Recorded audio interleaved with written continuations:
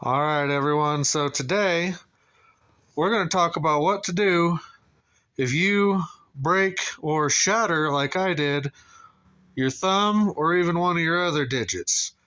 So I was out in the garage using my power saw, miter saw to be specific, and what I did was I had one hand on the handle up here, and I had one hand here holding the board, and I had my thumb against the base of the saw like this.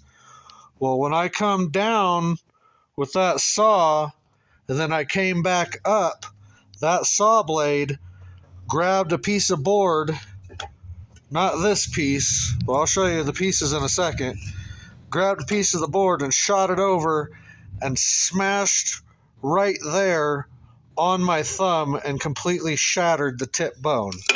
Now, there's one of the pieces. And mind you, the board was, yay long. So there's one of the pieces. And where'd it go?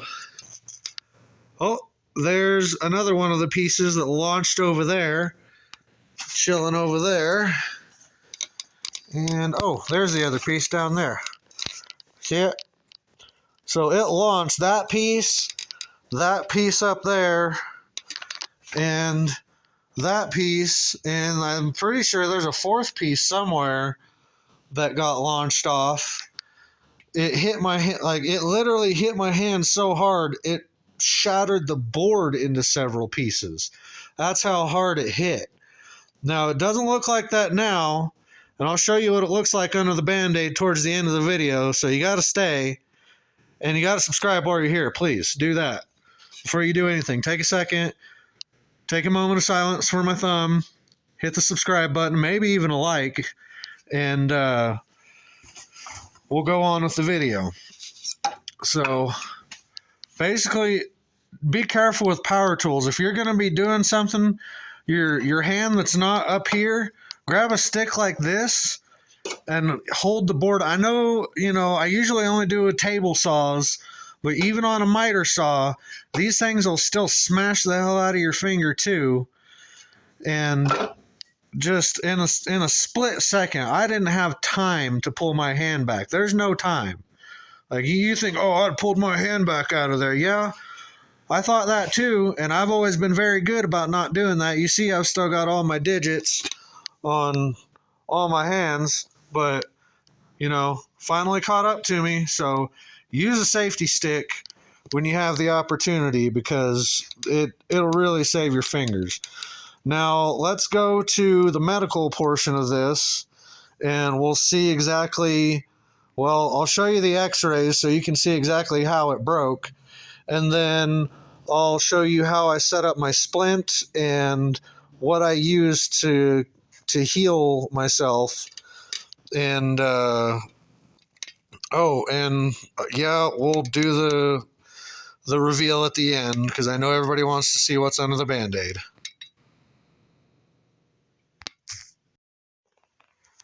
And in case anybody was wondering, this is what I was making. Just a little wood frame to go in my basement window with some plexiglass after the giant old metal one fell out and broke. So there's that. Anywho. And we're back. Forgive the cluttered bathroom. Apparently when you get a girlfriend, they come with like lots of accessories and potions and stuff. I don't know. Anywho, so here's the x-ray.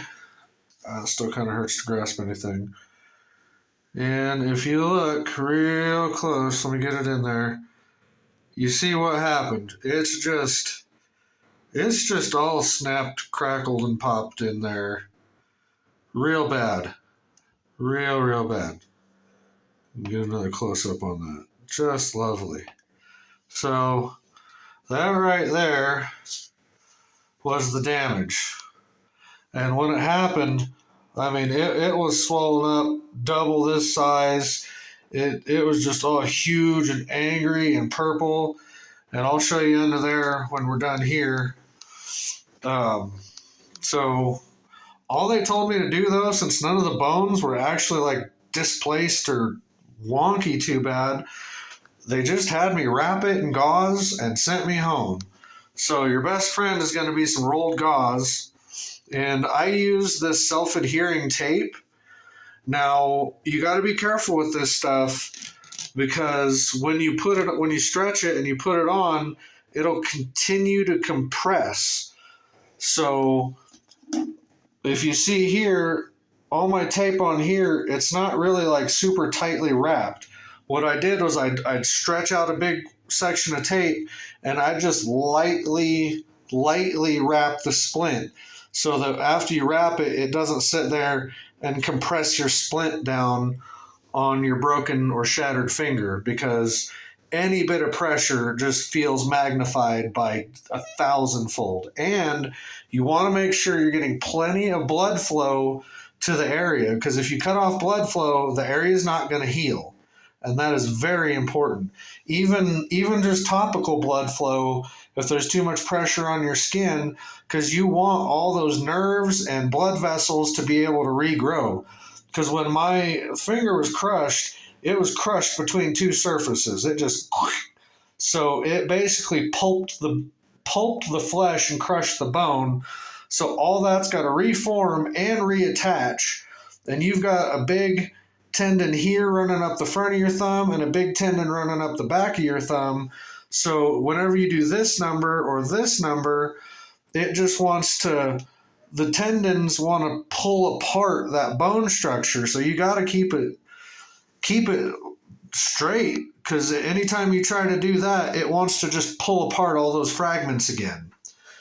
Unless you're lucky enough to just get one clean break, in which case, you might get a little more flexibility.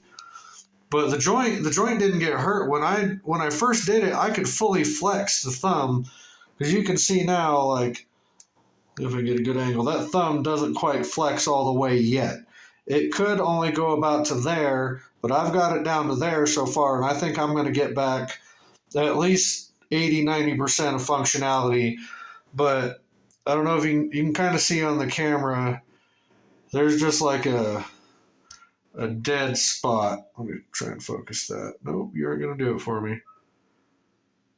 Yeah, the camera's not going to focus, but you can kind of see there's like a dead white spot right there. So I'm hoping with enough physical therapy, the feeling and blood flow will come back to there. So it's all about the physical therapy. Even if it hurts, don't keep it in longer than 2 or 3 weeks without starting to try to bend it. Because I waited about 4 before starting to try to bend mine, like considerably. Actually, it was closer to 5. And I lost a lot of functionality in that joint, letting it heal that way. Then it's going to take a lot of therapy to even remotely get close to back to where I was. So bend that joint. Don't let any of your fingers, don't let them get locked up, because they will if you keep them immobilized for too long. Now, with my splint, since it was so big, every 2 to 3 days, I had to readjust it for the swelling, because it came way out, and then I had, you got to rebend it to where your finger just kind of goes in. You want enough pressure for your finger to go in, but not enough pressure, and kind of keep it on, but not enough pressure to like cut off any kind of blood flow. Blood flow is critical. I can't stress that enough. And for me, if you notice this little thing here, what I did, this actually went around my wrist. And when I wore my splint, this is for when I slept, because the splint and the bandage would just fall off when I slept. So I created this little sling device out of that expandable tape to keep a little bit of pressure on there. And it actually worked like a charm, and it kind of saved me in many cases. So, there's a good idea for everybody, and this would probably work on any one of your other fingers too if you're having trouble keeping your splint on.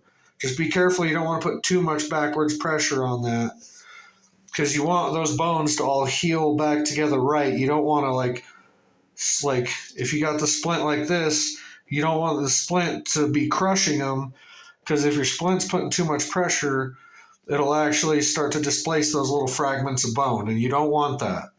You want it to heal as naturally as possible. So, oh yeah, and the nail. Well, here, may as well do it. All right, this is what everybody's been waiting for. Look at that. Look at it. Just take a look at it. I'm going to need you to look at that right there. So, what it did was it peeled off all the skin right above the nail for about a half inch along there. All this was just blip, laid over, and this dang phone won't focus. Sorry. Oh, there it goes. This split actually began all the way at the back here. So the nail has actually started to reform itself and grow all the way back out. The doctor said I was going to lose it for sure, but it's held on. You know, cross my fingers and all that.